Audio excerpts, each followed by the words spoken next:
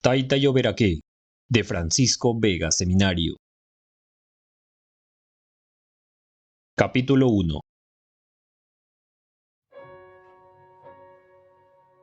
José Celestino Lloberaqué se refugió en el interior de la cocina, junto al fogón, cuyas llamas lamían los flancos de una olla de camotes. Sentóse sobre la tierra desnuda y escondió las sarmentosas manos bajo el poncho para calentárselas. Sus dos perros, Culebrón y Macanche, se ovillaron a su lado. El viento de la tarde agonizante se enredaba en los carrizos del miserable rancho. ¿Qué tiene hambre, Taita? El anciano indio enfocó a su hija con sus ojos pitañosos y azulencos y le repuso: No, Encarna. ¿Y por qué se mete en la cocina entonces? Porque tengo frío. Este vientecito... La Encarnación se acercó a su padre. ¿Quiere que le prepare café? No, no. Entonces lo que tiene usted es otra cosa. ¿Qué? Ideas. Y lo mejorcito es que las expande como a murciélagos locos. Usted no es el mismo desde que don Eustaquio Escalona... José Celestino irguió el busto. Parecía una momia a la que empujaran por detrás. Un entrevero de tendones y músculos le formaba el cuello. Greña áspera, lisa, sin brillo, le caía de la cabeza. Su nariz ganchuda se descolgaba hasta los finos y apretados labios, sobre los cuales le crecían algunas cerdas, ralas en el centro, algo abundantes por las comisuras. ¿Y te parece poco lo que el blanco me hace? Se lamentó el viejo. Disimulando su rencor, la mujer filosofó. Pero tenga en cuenta que su tranquilidad es primerito que las 40 varas que nos ha robado don Eustaquio. ¿Qué podemos hacer, pues, los pobres? Antes de contestar, José Celestino se quedó un rato pensativo, la mirada fija en la lejanía verdosa. Tiene razón, Encarna. ¿Qué podemos hacer los pobres y desvalidos? Si contáramos siquiera con un hombre joven en la familia. Pero de tus 3 hijos, 2 están todavía maltones y el otro estudia en Lima. Y con tus hermanos no hay que contar. Los que viven malos me salieron. José Antuco y José Asunción viven por el otro río. Se refería al Chira. Y Froilán anda con la montonera del cura Chumán. Ya lo sé, Taita. Caro le ha de costar el haberse metido a revoltoso, pero el cholo sacó su geniecito. La Encarnación suspiró tristemente. Si su taita y el taita de su taita hubieran tenido geniecito... Verdad, Encarna, verdad, pero ahorita es tarde para remediarlo. Los Eustaquios de hoy son peores que los de antes, ¿no es cierto? ¿Cuántos años hemos vivido tranquilitos en nuestra chacra? ¿Y cuántos años vivieron así mis abuelos? Pero ahora, con la maldita idea de sembrar algodón y más algodón, le quieren a uno robar hasta la última miajita y tierra. La Encarna esbozó esta reflexión. A mí me da, Taita, que don Eustaquio no es el malo, sino su mayordomo. ¿Don Torcuato Garrote? Te equivocas. Tanto el uno como el otro son malos como la yuque caballo. Pero... yo tengo experiencia, Encarna. Ya verás por dónde resuellan los dos. Por eso me se quita el sueño. ¿Y por qué no se da un saltito a la casa de la hacienda y ve a don Eustaquio? El indio permaneció silencioso, rumiando mentalmente la sugerencia. Puede ser que tenga razón la Encarna, se dijo. Debo hablar con el blanco. Quizás el tal Garrote haya hecho eso solo por congraciarse con él, como es un perro sarnoso. Si no hay más que verlo para pensar que es malo. malo como las culebras, malo como el mismo cachudo. Hace años le vendí a don Eustaquio unas plantas y me las pagó bien, y me dio a probar un anisado con hojas de higuera. Sí, ahora me acuerdo, no tenía la cara fiera de garrote. Mañana me daré un tiempecito para ir a verlo. A las 11 estaré de vuelta. Mientras tanto, mi hija cuidará la chacra con unos muchachos. Encarna, ¿cómo se llama la hacienda de don Eustaquio? La Fraternidad. ¿Fraternidad? ¿Y qué quiere decir eso? Valga verdades, Taita, yo tampoco lo sé. Pero me suena como que a unas personas quieren a otras o todas se quieren entre sí. Bueno, no lo sé, Taita. Esta confusa idea de lo que significaba fraternidad reconfortó a José Celestino. Algo había entendido. Una propiedad bautizada con tal nombre tendría que poseer un camino franco que invitara a visitarla sin despertar el temor de ver rostros ceñosos ni perros bravos. Se fueron adentrando las sombras en el rancho. En medio de ellas, las llamas del fogón cobraban más viveza. La mancha rojiza atraía la mirada del anciano. Cómo bailaban las lenguas de fuego. A ratos les encontraba parecido con aquellas pastorcitas danzantes que exhibían sus movimientos graciosos en la iglesia del pueblo durante las navidades risueñas. El viento seguía gimiendo entre los débiles carrizos de la morada. Las gallinas caminaban lentamente en busca del algarrobo que les servía de dormitorio, en donde se sentían libres de la voracidad del zorro. Dentro del inmundo chiquero gruñían dos puercos. Uno de ellos, el más rollizo, estaba condenado a muerte.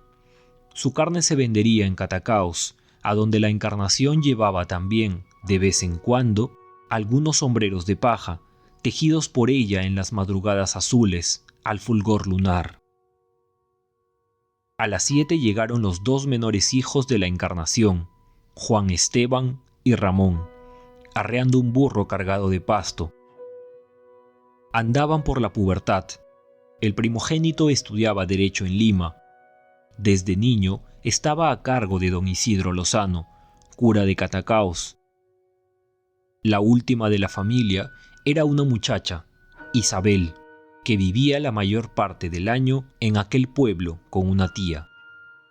El marido de la Encarnación había muerto hacía poco en Sullana, durante el conflicto con el Ecuador, a consecuencia de un accidente.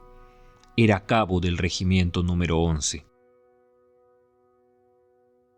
Los dos muchachos descargaron el asno y después de repartir la hierba entre las cabras olisconas de ojos agarenos y de arrojar unos zapallos a los puercos, se sentaron en un tronco, esperando que su madre les preparara el arroz con zanahorias y camotes. José Celestino siguió junto al fogón, elaborando interiormente su queja. «Sabe su merced que don Garrote se ha metido en mi chacra, quizás porque no conoce bien los linderos de la...» «¿De la qué?», me dijo la Encarna. «Ah, ya sé, ¿de la trapertitá?» No, de la fraternidad. Bueno, y como sabe su merced... «Taita, ¿quiere que le sirva zarandajas?» Sorprendido por la pregunta que le interrumpía su monólogo mental, el viejo respondió ásperamente: «No».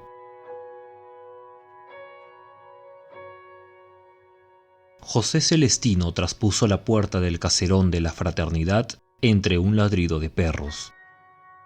Miró hacia el oriente, frunciendo el ceño y semicerrando los ojos, y pensó: «He llegado temprano, no son ni las 9. Bien me dijeron que a estas horas no recibe el blanco. Aguardaré». Se acomodó bajo la ramada en un banco de algarrobo, junto con otros indios emponchados que esperaban también. Al frente se erguía la fachada del edificio, toda enjalbegada de yeso, brillando al sol. A un costado se hallaba el patio donde extendían el algodón. A lo largo del corredor colgaban algunas jaulas que encerraban pájaros de la región. Esta nota alegre insufló ánimo a José Celestino.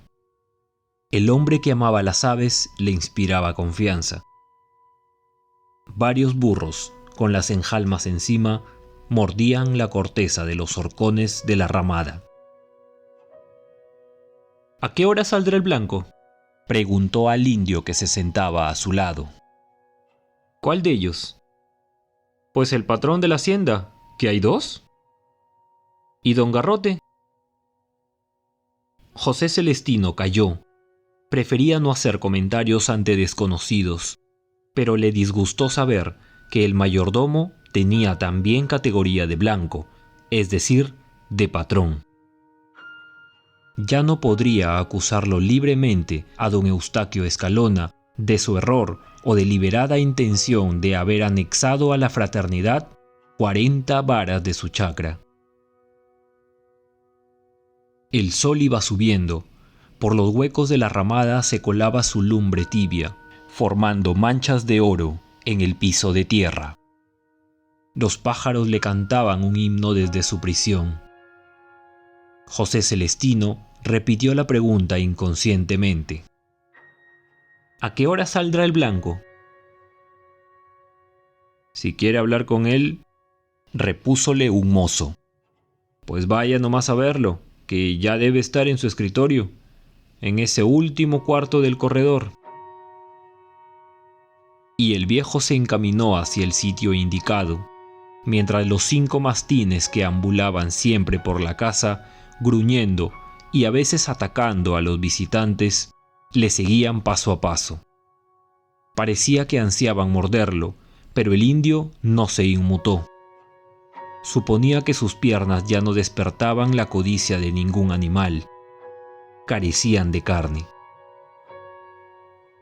Al llegar al escritorio del hacendado, un mulato le detuvo. ¿A dónde va, hombre? A ver al blanco. ¿Al señor Eustaquio Escalona, dirá usted?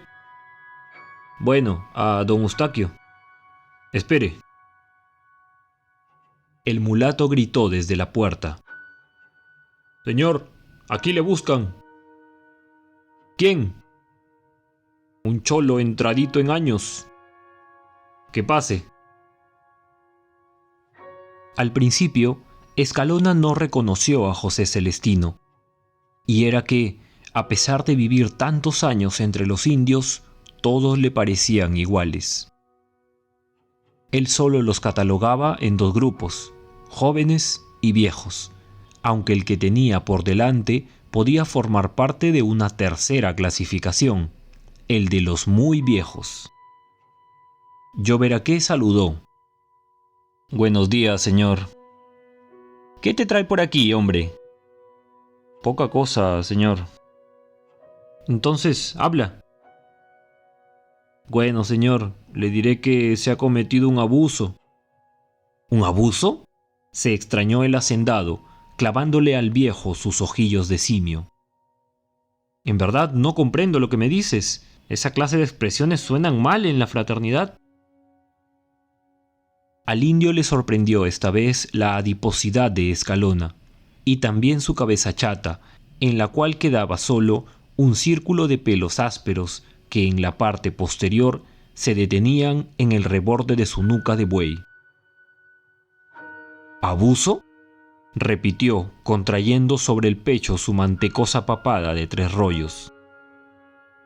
A José Celestino le alarmó el tono empleado por Escalona. Hasta quiso abandonar la pieza. Ese hombre de inmenso busto, que llevaba montañas de carne en pecho y espalda, le infundía miedo. Era el mismo miedo que venía sintiendo desde su niñez, cuando los blancos le hablaban autoritariamente. No lo podía vencer. Era un miedo ancestral. Conociendo la timidez de los indios, el hacendado le quiso ganar rápidamente la partida a Lloveraqué.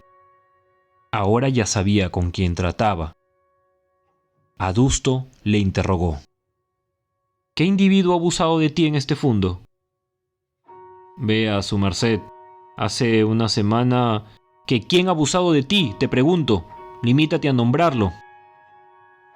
Valgan verdades, señor, pues don Torcuato Garrote. Escalona se puso de pie. Esta actitud armonizaba con el plan que se había trazado. Su voluminoso abdomen, sujeto en la parte inferior por un cincho recubierto de adornos de plata, del cual colgaba el revólver, se desbordó sobre la mesa. ¿Mi mayordomo? Fingió alarmarse. ¡Imposible! Ese es un hombre honesto, incapaz de nada malo. Me sorprende, pues, tu acusación. Sin embargo, como todos somos mortales y estamos sujetos a muchas tentaciones y errores, puede ser que haya cometido alguna faldita. El viejo abandonó su timidez. Señor, don Torcuato ha corrido el cerco de este fundo hacia mi chacra, tomándome como 40 varas de tierra. ¿Pero qué estás hablando, hombre? ¿Deliras acaso? No, señor, así ha sido. Las medidas de mi chacra las conocen todos los que viven por aquí. Por la orilla tengo 320 varas y de allí para afuera...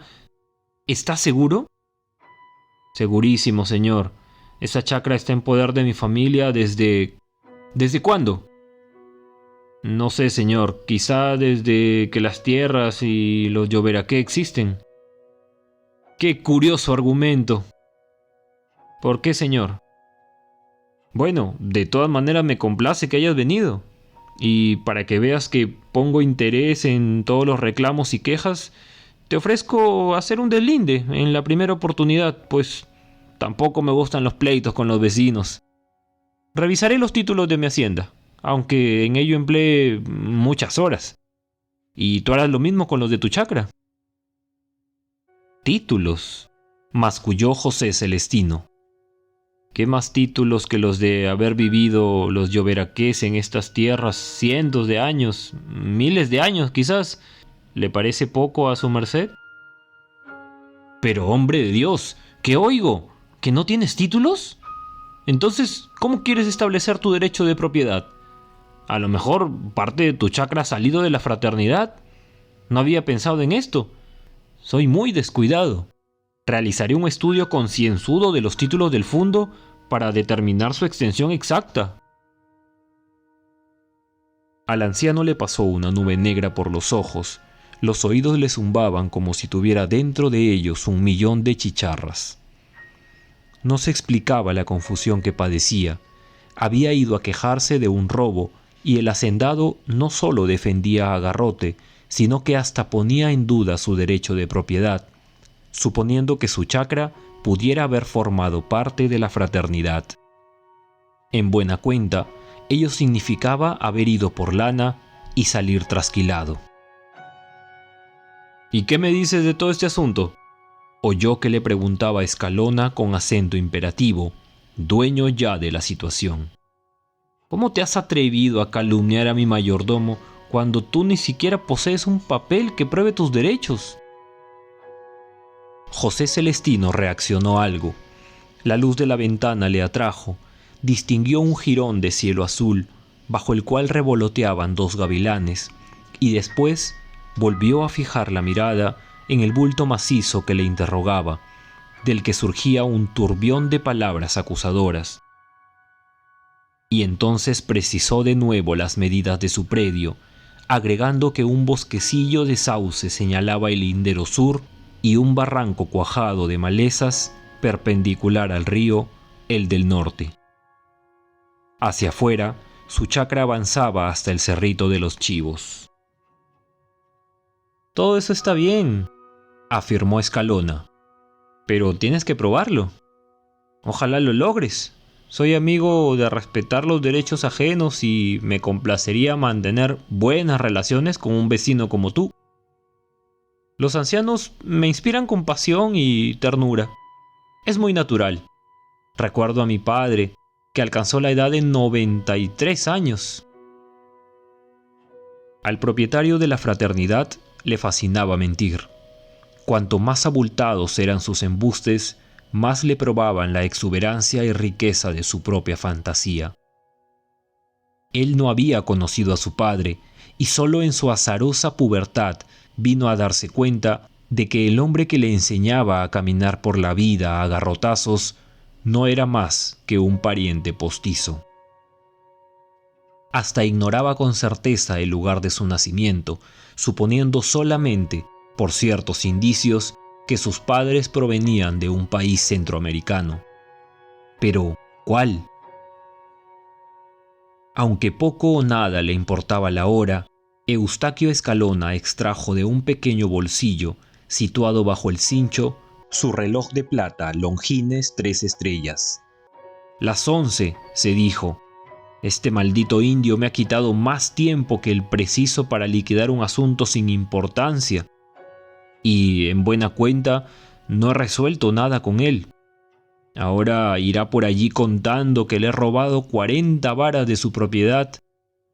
Si el bellaco de garrote hubiera corrido el cerco cuadra y media o 2, las consecuencias habrían sido las mismas, porque estos infelices defienden con el mismo ardor una pulgada de tierra que toda una chacra. Felizmente, Lloberaqué no tiene quien saque la cara por él. Este caso es menos complicado que el del indio José de la Luz Ancajima». José Celestino miraba fijamente al hacendado, mientras sus huesudas manos hacían girar el sombrero de paja de impecable blancura, único lujo que se permitía por respeto a la tradición. «Bueno», expresó al fin Escalona, por decir algo, «tú verás lo que resuelves». «El único que tiene que resolver en este asunto es su merced». «¿Yo? No me explico cómo». «Señor, ordenándole a don Torcuato que ponga el cerco donde estaba». Escalona se irritó realmente. Al flácido disco de su faz se asomaron algunas manchas rojizas. «¿Pero persistes en afirmar que se te ha robado tierra? Esto es inaudito. Tú bien sabes que hay también juicios por calumnia. Y lo que me afirmas ahora tiene el perfecto significado de una calumnia. ¿Lo sabías?». El indio no perdió ecuanimidad, por lo menos aparentemente. Una hebra de voz salió de su garganta. «Todos los que me conocen, señor, saben que nunca he levantado falsos testimonios. Ahí está todo el caserío de Lodazales que lo puede atestiguar. Y en el pueblo también. Pregúnteselo al cura, a don Isidro. Él puede garantizárselo». El hacendado recurrió a la ironía. «¿Y quién me garantiza por él? Tú tienes la lengua ligera y abusas de tus años. Sabes que yo no me voy a empuercar castigándote como te lo mereces». «Sí, señor, en verdad tengo muchos años, muchos, ya ni sé cuántos. Por eso quiero cuidar lo que poseo desde atrás, para que mis nietos tengan que comer». Escalona cambió de táctica. Era hábil en ello. «¿Pero piensas, hombre de Dios, quedarte allí hasta el fin de tus días? Eso es absurdo. ¿No tienes la intención de establecerte en la ciudad para educar a tus nietos? Pobres criaturas, estarán creciendo montaraces y cerriles». «No puedo moverme de mi chacra, señor. ¿Qué comeríamos en otra parte?». «Vaya, hombre, ese punto es fácil de resolver. Podrías vender tu tierrita en buenas condiciones. Yo, por ejemplo, hasta me animaría a hacerte ese favor, aunque en realidad me sobran tierras». Esta vez, la momia hizo un ligero gesto, y sus manos rugosas dejaron de dar vueltas al sombrero. La propuesta le sublevaba. «No, señor, no aceptaría. En mi chacra nací y en mi chacra quiero morir como mis abuelos». «Eso lo veremos», se le escapó decir al hacendado. El anciano desconfió aún más. «¿Por qué?». «Hombre, porque quizás cambies de opinión. El deseo de instruir a tus pobres nietos puede influir en tu ánimo para establecerte en Catacaos. Ya se ha logrado uno de ellos, gracias a Dios y a la protección de don Isidro Lozano. Pronto será doctor. ¿Con qué doctor, no? Seguramente abogado. Así es, señor. Le falta solo un año para hacerlo. Vaya, vaya, cómo cambian los tiempos. ¿Con qué abogado? Sí, señor. El hacendado volvió a consultar su reloj. Las 11:30. ¿Cuánto tiempo me has hecho perder con tus quejas fantásticas? Ahora, déjame tranquilo y piensa bien en lo de la venta, ¿eh? Se te pagará mejor que a otros. Pero, señor, suplicó José Celestino, ¿cómo resolvemos lo del cerco? Escalona volvió a tornasolarse. El cuello de buey se le hinchó, dilatando a su vez el de la camisa caqui. Su gelatinosa papada se contrajo y se distendió varias veces, como un acordeón. Su voz se rasgó, colérica. ¡Eres un bellaco! Sí, un bellaco y un mentiroso. Estoy por creer que tu chacra ha formado parte de la fraternidad. Me la pagarás si llego a comprobarlo. Señor, ¿y si todavía te da la chifladura por reclamos absurdos, que no caben sino en cerebros decrépitos? Entiéndete con garrote. El indio se dispuso a salir. Una hora en esa sala de tortura le había confundido las ideas. Sentíase como cuando, en su mocedad, después de girar en un mismo sitio, se detenía súbitamente.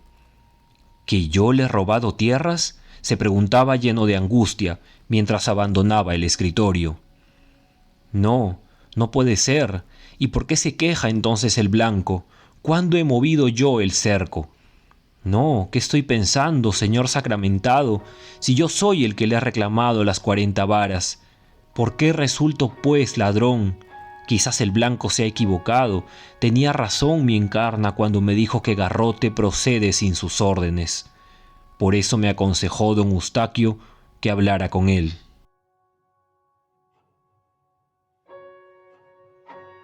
Al ver de nuevo a José Celestino, los 5 mastines le rodearon veloces, el cuello en alto, los ojos saltones ladrando furiosamente.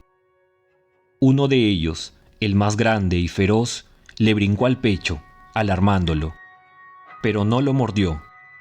Una voz oportuna, de timbre metálico y autoritario, detuvo a la fiera, que bajó la cabeza, escondió la cola entre las piernas y alejóse seguida de las otras. «¿Me debe usted la vida, don Celestino?», oyó el anciano que le decían entre carcajadas. «Si no detengo a los perros, se lo comen vivo». Alzó la vista y distinguió al mayordomo. Acababa de amarrar su caballo a un horcón de la ramada, y con airoso ademán se echaba la parte delantera del poncho de hilo sobre el hombro izquierdo, y liberaba luego su cabeza del sombrero a la pedrada, que usaba como los matones o bandoleros, tirándolo hacia la espalda, donde quedó sujeto por el barboquejo.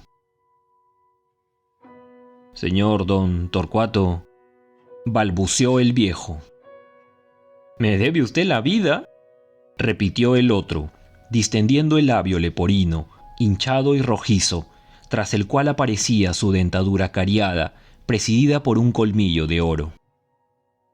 «¿Y ni siquiera me lo agradece?». «Sí, señor, sí, porque estos malditos perros, y tan grandes que son, lo asustan a uno». «¿Y qué milagro por esta casa?». José Celestino empleó otro tono. Garrote no le inspiraba el mismo respeto que Escalona. Lo había tratado muchas veces y hasta sabía que cultivaba pretensiones bastante turbias respecto a su nieta Isabel. Agriamente se atrevió. «No es milagro, don Torcuato, no es milagro. En las quejas de los pobres no hay milagros». ¿Se puede saber qué quejas son esas? Las que usted seguramente ya estaba esperando. ¿Usted palabrea hoy un idioma, don? Acabo de ver al blanco y me ha dicho que hable con usted. ¿Se puede saber de qué? Harto de melosas frases y de esquiveces innobles, José Celestino se le encaró. De las 40 varas que me ha quitado. Usted debe estar bromeando, señor. Ni usted tiene tienda, ni yo necesito tocuyos para haberle quitado tantas varas. Esta vez, la momia sintió que le bullía la sangre. Lo registraron algunos músculos de su rostro ceniciento. No bromeye, don Torcuato, que ya está usted grandecito para eso. Le hablo de la tierra que me robó la otra noche, de las 40 varas de terreno. Ahí dejó bien clavada en el suelo la marca de sus piececitos. El más peor de los rastreadores lo hubiera reconocido. Otra vez, cambelles de zapatos por lo menos.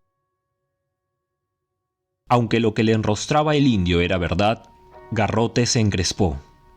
El verbo robar le escocía siempre, produciéndole accesos de irrefrenable cólera. Hizo un gesto, dilatándosele los verdosos ojos y enrojeciéndosele la granujiente nariz, e inquirió: ¿robar? ¿Se atreve usted a acusarme de robo? ¿A mí? ¿A mí? Se golpeaba el pecho al ritmo de las preguntas. ¿A mí? ¡Qué atrevimiento! Es la primera vez que se me dirige semejante inculpación. Iba ya José Celestino a disculparse cuando el mayordomo moderó su cínico tono, recordando que dialogaba con el abuelo de Isabel. Vaya, vaya, señor, si hasta lo hacen a uno perder la paciencia a ciertos atrevimientos. ¿Inculparme a mí de esa manera? No se lo perdono tan fácilmente, don José Celestino. Usted no conoce todavía a don Torcuato Garrote. Torcuato Garrote es un caballero. Eso lo sabe todo el mundo. El anciano aprovechó la ráfaga de calma para ironizar. Entonces habrán sido las ánimas del purgatorio las que me movieron el cerco. Yo no sé si le habrán movido o no el cerco de su propiedad. Hace tiempo que no voy por ese lado de la hacienda. Qué raro, pues mis nietecitos me dicen siempre que lo ven por ahí. Me confundirán con otro, y se lo digo por última vez. Yo no me acerco a su chacra, ni me gusta apropiarme de tierras ajenas. Así que lo de ladrón se lo guardo para otro. Por ejemplo, para esos que están allá. Y señaló con el índice un inmenso corral, donde se hallaba el cepo. José Celestino dirigió su lánguida mirada al lugar indicado y columbró, allá en el fondo, a dos hombres tendidos bajo el sol, sujetos al rústico aparato de tortura.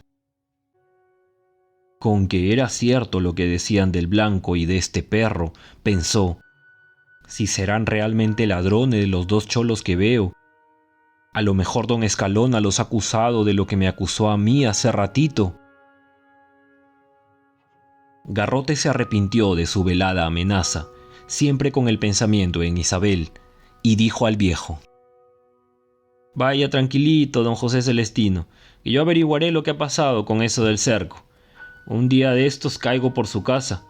¿Todavía se chicha la Encarnación? Tengo unas terribles ganas de comerme unos picaos de carnero con yuquitas y mote. ¡Ay, qué rico! Yo le llevaré un anisado que me han enviado de Sullana. Vaya pues, tranquilito. El indio recobró su rigidez facial de momia y Garrote le acompañó hasta el portón, procurando alejarle el recuerdo de su actitud descomedida y hostil. La Isabel valía esos sacrificios, la llevaba en la mente noche y día. ¿Por qué, pues, no halagar al viejo cretino con unas cuantas frases melosas? Nada le costaba, pero de pronto le asaltó una idea. Don José Celestino, ¿ha sabido de su froilán? Lloberaqué mintió. Sí, don Torcuato, me ha mandado a decir que vendrá en estos días. El mayordomo se estremeció. ¿Cómo? ¿Va a venir? Sí, señor. ¿Y por qué no? ¿Que no le tiene miedo a la justicia? Porque además de las cuentecitas que debe por el asunto de los garrotazos a Josefo Juárez y de la cuchillada a Manuel Domínguez, carga a cuestas lo de la Montonera. Se ha rebelado contra el gobierno. Mejor hágale decir que no pise estas tierras. Las autoridades saben que anda con el cura Chumán por el despoblado de Olmos. Así es. ¿Y entonces? Mi cholo no le tiene miedo a Naides. Es que no se ha encontrado con hombres de pelo en pecho como... ¿Cómo quién? Vaya tranquilito, don José Celestino. Un día de estos me tendrá por su casa. Salúdame a la Encarnación y dígale que me prepare un buen claro, pero que no le eche bichayo ni chancaca porque me da dolor de cabeza. Puro maíz. Hasta otra vez, don José Celestino.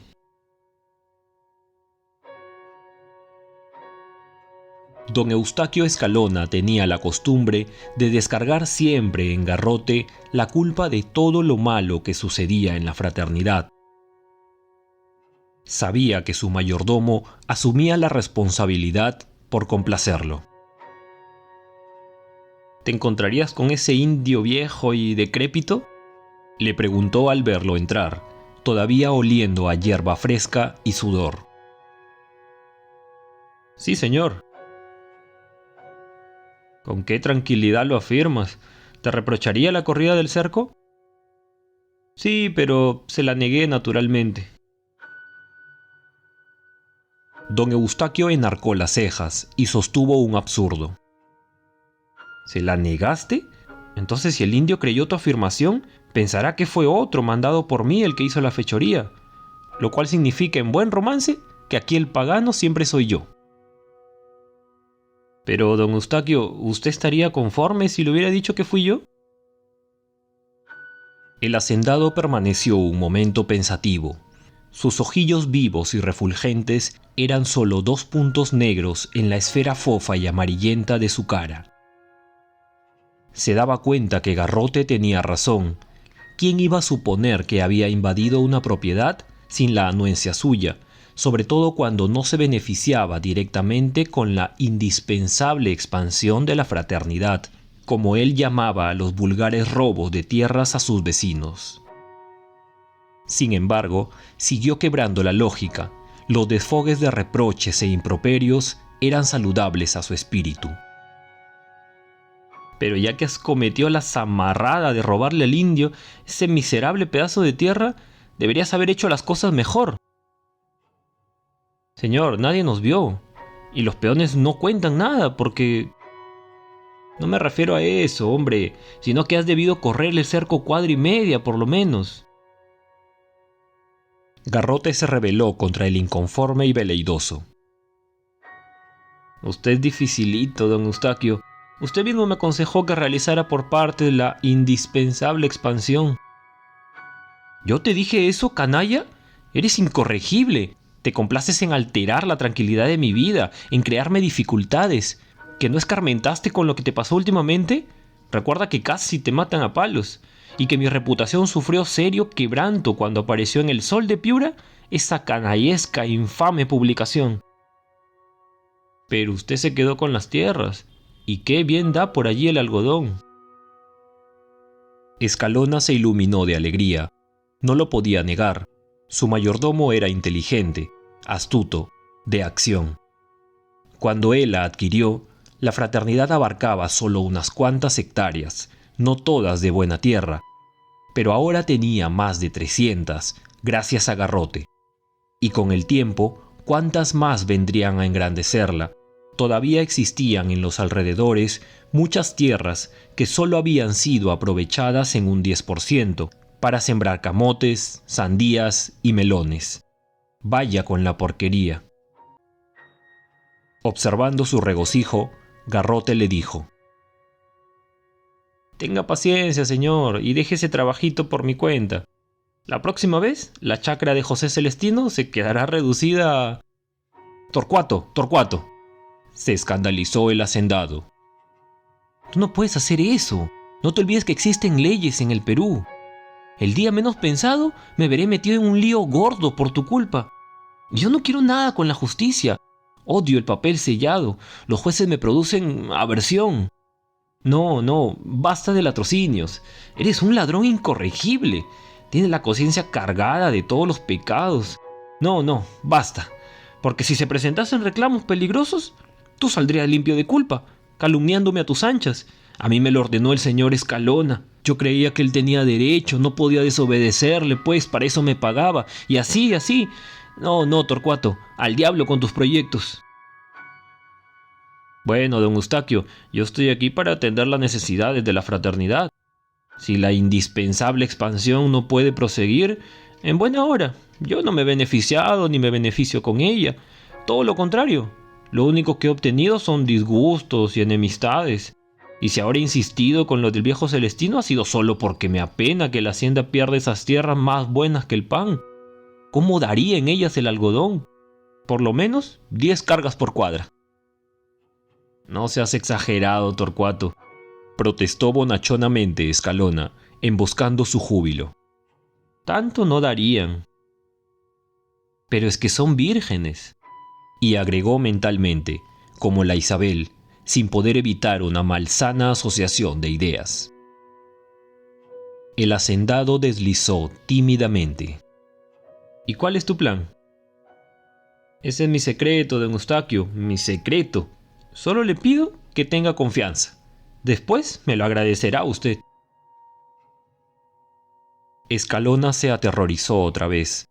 No era propio que permitiera una nueva anexión de tierras sin conocer el sistema que pondría en práctica Garrote, quien al fin y al cabo no era más que un desalmado aventurero, carente de escrúpulos, que por granjearse a su voluntad continuaría violando leyes y exponiéndolo a inevitables peligros.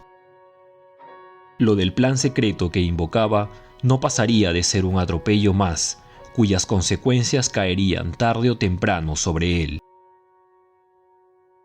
El mayordomo se mosqueó. Entonces diríjame usted. De ninguna manera, yo soy un hombre honrado, un caballero. Está bien, don Eustaquio. Desde hoy me convertiré en el individuo más respetuoso de la propiedad ajena. Hasta luego. Escalona lo dejó salir. Se sentía amortajado de honorabilidad.